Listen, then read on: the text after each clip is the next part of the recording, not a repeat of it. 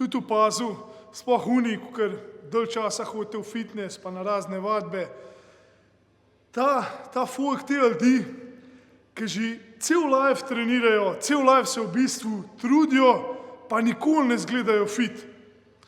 Opažam, da ful ljudi se zažene na ful 3 tedne, itek ne vidi rezultatov, pa mu pa vse dol pade. In v takmu krogu začaranemu se giblje, ne vem, par let. Pa spet začne, pa spet neha. Pa vam zdaj nekaj povedal. Ne moreš pričakovati, da boš prišel, ne vem, 2-krat na teden na kakšno vadbo ali pa v fitness, ne vem, dal od sebe, 30%, a od telesa pričakoval, da ti vrnil 120% rezultatov. Nemogoče, pika. In realna stvar je, da je fajn, da nehamo sanjati. Glejte, tako pri vsaki stvari. Kar dam noter, toliko bom tudi ven dobil. Se pravi, če prijem na trening, pa dam 30% od sebe, pa poj prijem dam, pa za 120% milk pojem, bom tudi ven dobil. Vsi dobro vemo kva.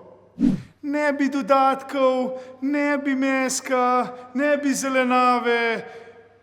Vsi bi sam kar nam paše. Krofi, brez cukra, čokoladico, pico, hamburger, telo pa kurc gleda. In pa se zgodi to. Nič ne bi dal, a od telesa pričakuješ, da bo naredil čudež.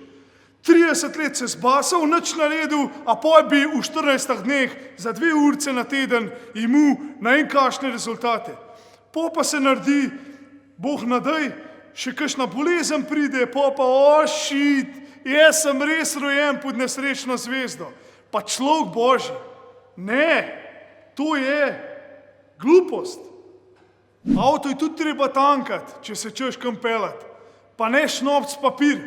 Ok, saj če bi se rad kam dol pelal. Vsak dan bom naredil nekaj zase. Am šel hoditi, am šel v fitness, am šel na vadbo, nekaj naredil. Pa vsak dan bom probal čim bolj zdrav jesti. Pa bojo rezultati. Če imate radi ljudi okoli sebe, ne pozabite deliti tega videa. In kak?